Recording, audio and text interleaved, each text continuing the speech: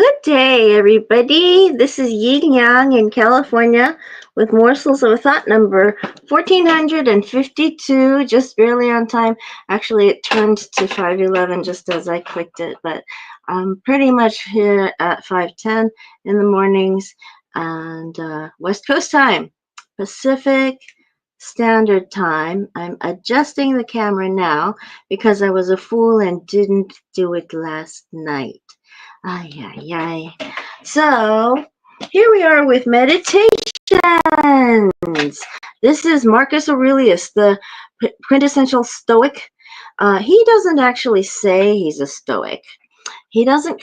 He only mentions it barely, but we still think of him that way. And also the letters of Seneca, letters to. Let me see. Hold on a second. All right. So, I can't get this thing to be straight. I'm sorry. Okay. All right. Been a minute. Thank you for coming. This is Yin Yang in California. We are on Morsels of My Thought number 1452. And I am reading on Miscellaneous Monday Marcus Aurelius Meditations. A Stoic. Introduction. Now, we read through parts of the introduction, and I skipped a little bit. Cappadocia. I could read the beginning of it, but I think I'm going to go to page 27, Roman numeral, small letters, page 27, which actually starts on page 26, but there's 2 lines only. There are 2 lines only. The discipline of perception requires that we maintain absolute objectivity of thought, that we see things dispassionately for what they are. Proper understanding of this point requires a brief introduction to the Stoic theory of cognition. We have seen that for the Stoics, universal order is represented by the logos. That's the universe. Hold on a second. I'm still trying to get this thing to be straight. So sorry. Yay. Okay, represented by the logos. You can't see the bird's head anymore. Yeah. Complain, Mary. All right. Okay. Yes, Mary is the brain behind the whole thing. Proper understanding of this point requires a brief introduction to the Stoic theory of cognition. We have seen that for the Stoics, universal order is represented by the logos, a Greek word meaning logic. The logos infuses and is wielded by our hegemonicon, literally that which guides. Hegemonicon, hegemony, hegemonicon with a K. Hege with a G and a K. Hegemonicon, that which guides, which is the intellective part of our consciousness. In different contexts, it can approximate either will or character, and it performs many of the functions that English speakers attribute to the brain or the heart. One of its primary functions is to process and assess the data we receive from our senses. At every instant, the objects and events in the world around us bombard us with impressions. As they do so, they produce a fantasia, fantasia, a mental impression. From this, the mind generates a perception, hypolepsis, hypolepsis, hypolepsis, which might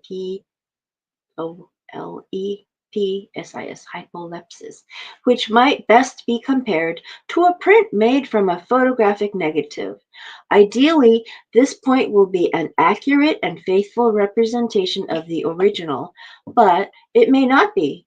It may be blurred, or it may include shadow images that distort or obscure the original.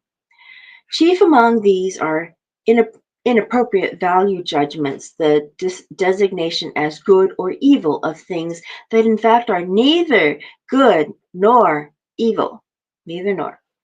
For example, my impression that my house has just burned down is simply that. an impression or report conveyed to me by my senses about an event in the outside world.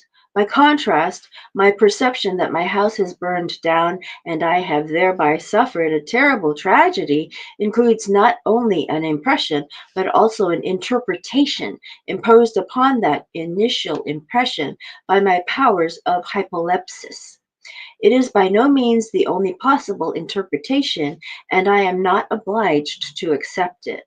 I may be a good deal better off if I decline to do so. This is all being spoken by translator Gregory Hayes, who does the introduction. It is, in other words, not objects and events, but the interpretations we place on them that are the problem. Our duty is therefore to exercise stringent control over the faculty of perception with the aim of protecting our mind from error. The second discipline, that of action, relates to our relationship with other people. Human beings, for Marcus as for the Stoics generally, are social animals, a point he makes often, e.g., Book 5,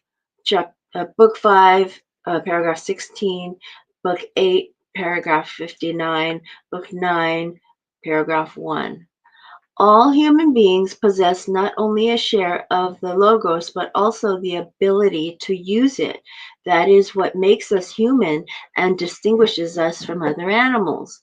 But it would perhaps be more accurate to say that we are participants in the Logos, which is as much a process as a substance. Marcus himself more than once compares the world ruled by Logos to a city in which all human beings are citizens, with all the duties inherent in citizenship. As human beings, we are part of nature, and our duty is to accommodate ourselves to its demands and requirements, to live as nature requires, quote, end quote, as Marcus often puts it. To do this, we must make proper use of the Logos we have been allotted and perform as best we can the functions assigned us in the master plan of the larger cosmic Logos of which it is a part.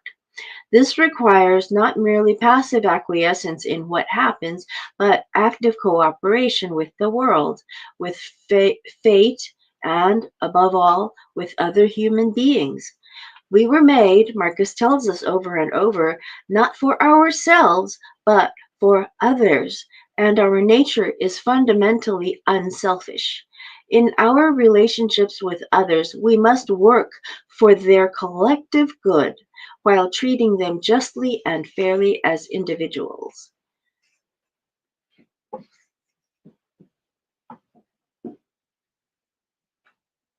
You want to find a purpose in your life that benefits mankind.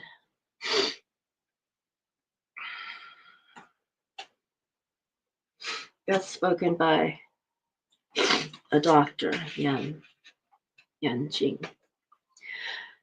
Marcus never defines what he means by justice, and it is important to recognize what the term implies and what it does not.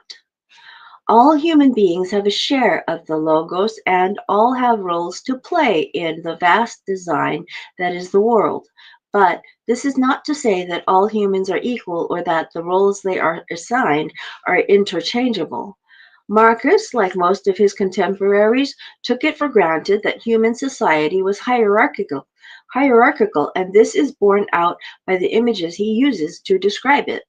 Human society is a single organism, like an individual body or a tree, but the trunk of the tree is not to be confused with the leaves or the hands and feet with the head. Our duty is to act justly does not mean that we must treat others as our equals. It means that we must treat them as they deserve, and their deserts are determined in part by their position in the hierarchy. Stoicism's emphasis on the orderliness of the universe implies a similar orderliness and harmony in its parts, And part of its appeal to upper-class Romans may have been that it did not force its adherents to ask difficult questions about the organization of the society that they lived in. And there's a footnote for this. Oops. Shoot, that's where I wanted to go. There's a footnote, and the footnotes are where? Shoot. Okay, footnotes. I see an index of persons. I don't see the footnotes. Notes, yes. Okay, here we go. Introduction. All right, notes. Note number 5. Oh, they didn't put it in there. Shoot, sorry. Okay, the third discipline, the discipline of will, is in a sense the counterpart to the second, the discipline of action. The latter governs our approach to the things in our control. Those that we do, the discipline of will, governs our attitude to things that are not within our control, those that we have done to us by others or by nature. We control our own actions and are responsible for them. If we act wrongly, then we have done serious harm to ourselves, though not, it should be emphasized, to others or to the Logos. By contrast, things outside our control have no ability to harm us. Acts of wrongdoing by a human agent, torture, theft, or other crimes, harm the agent, not the victim. Acts of nature such as fire, illness, or death can harm us only if we choose to see them as harmful. When we do so, we question the benevolence and providence of the Logos and thereby degrade our own Logos. Now, this, of course, we must not do. Instead, we must see things for what they are. Here, the discipline of perception is relevant, and accept them by exercising the discipline of will, or what Epictetus calls, in a phrase quoted by Marcus, the art of acquiescence. For if we recognize that all events have been foreseen by the Logos and form part of its plan, and that the plan in question is unfailingly good, as it must be, then it follows that we must accept whatever fate has in store for us, however unpleasant it may appear, trusting that, in Alexander Pope's phrase, whatever is right. This applies to all obstacles and apparent misfortunes, and in particular to death, a process that we cannot prevent, which therefore does not harm us, and which accordingly we must accept willingly as natural and proper. Together, the three disciplines constitute a comprehensive approach to life, and in various combinations and reformulations, they underlie a large number of the entries in the meditations. We see them laid out quickly and starkly explicitly in Meditations, Book 7, number 54. Everywhere at each moment, you have the option to accept this event with humility, will, which is will, to treat this person as he should be treated, which is action, and to approach this thought with care so that nothing irrational creeps in, and that's perception. So will, action, and perception are the three things that he wants us to know. So we go from here up to there, and we have other influences. Marcus Aurelius is often thought of and referred to as the quintessential Stoic. Yet the only explicit reference to Stoicism in the Meditations, which is in Book 5, number 10, is phrased in curiously distant terms, as if it were merely one school among others. The great figures of early Stoicism are conspicuous by their absence. Neither Zeno nor Cleanthes is mentioned in the Meditations, and Chrysippus appears only twice, quoted once in passing for a pithy comparison in Book 6, number 42, and included with Socrates and Epictetus in a list of dead thinkers, Book 7, number 19. This is not to deny the essentially Stoic basis of Marcus's thought or the deep influence on him exercised by later Stoic thinkers, most obviously Epictetus. If he had to be identified with a particular school that's about Marcus, that is surely the one he would have chosen. Yet, I suspect, which is the translator Gregory Hayes, I suspect that if asked what it was that he studied, his answer would have been not Stoicism, but simply philosophy. So Marcus called it philosophy. Marcus did not call it Stoicism himself. There is nothing surprising about this. The imperial period saw the development of a widespread ecumenical tendency in philosophy. Adherents of most of the major schools, the Platonists, Peripatetics, Cynics, and Stoics, preferred to focus on the points they shared rather than those that separated them. Not all the figures Marcus credits as influential on his own philosophical development were Stoics. Severus, for example, was a peripatetic. Although authors like Seneca and Epictetus accepted the basic premises of the system developed by Zeno and Chrysippus, they showed no reluctance to borrow aphorisms, anecdotes, and argumentative strategies from non-Stoic sources. The Meditations follows a similar procedure. While built on a Stoic foundation, it also refers to and quotes a wide range of figures, both precursors of the Stoics and representatives of rival schools. Of the predecessors Marcus invokes, the most important is surely Socrates, the great Athenian thinker who had helped redirect philosophy from a preoccupation with the physical world to a focus on the role of man in society and the nature of human morality. Socrates himself wrote nothing. His teachings were transmitted and greatly elaborated in the philosophical dialogues of his student Plato. Marcus quotes Plato repeatedly, especially in Book 7, and Socratic or Platonic elements can be discerned elsewhere too. One example in the so-called Socratic paradox, the claim that no one does wrong willingly, and that if men were able to recognize what is right, they would inevitably do it.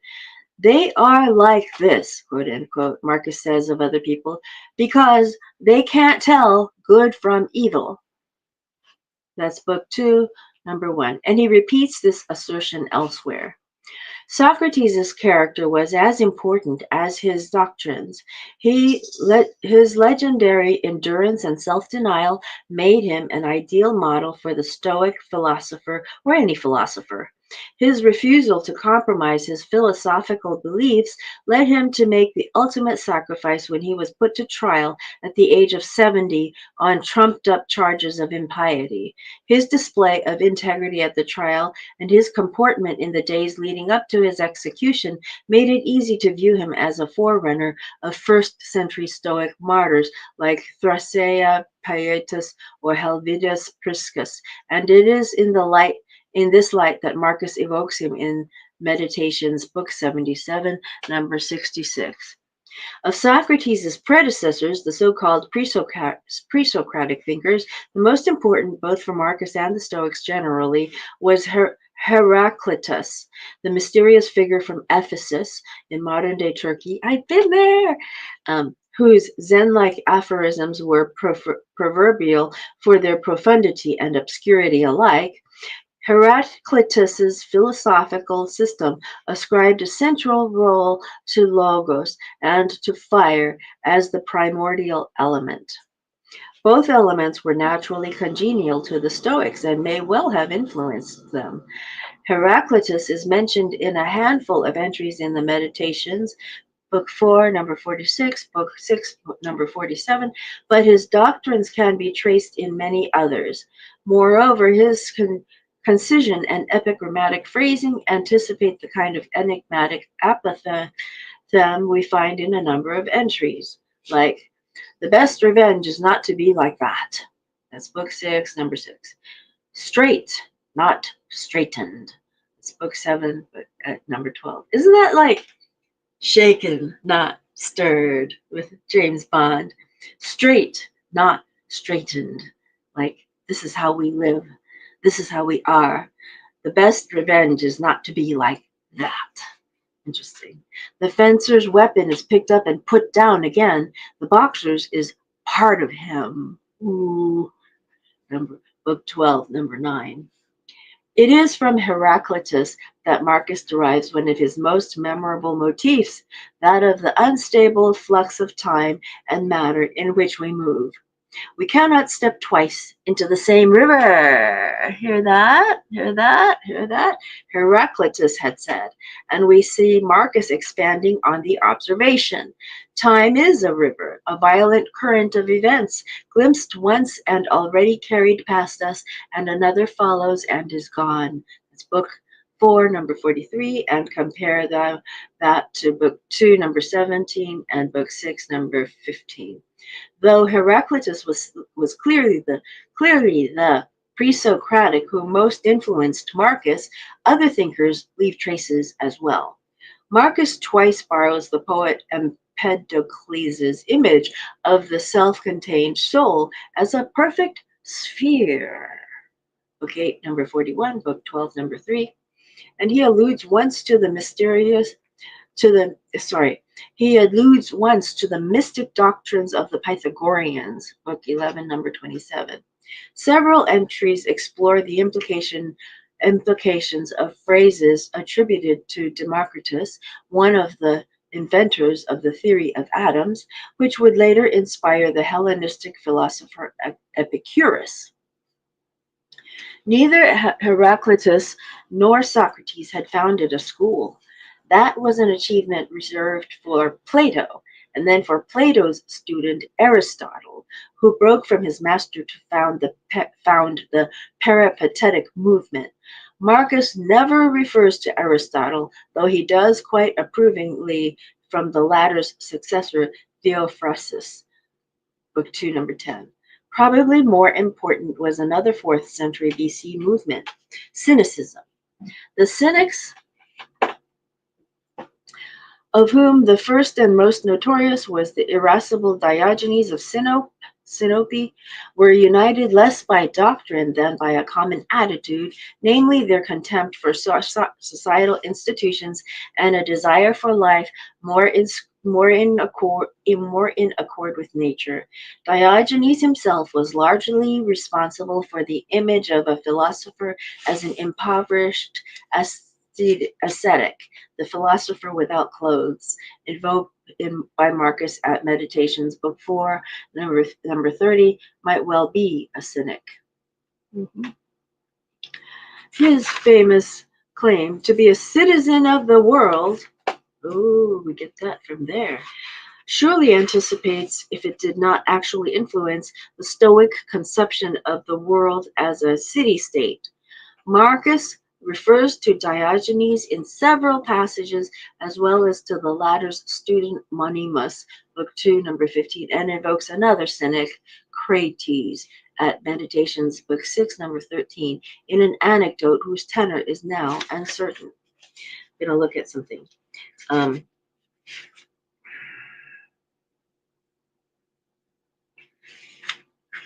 Okay, so it's hard to say. I think it was Diogenes that said the citizen of the world. So here we are, currently on page 34 of the introduction. And there's a couple more pages that we haven't done. So here we are, and I'll talk to you later. Okay, old Kinderhook.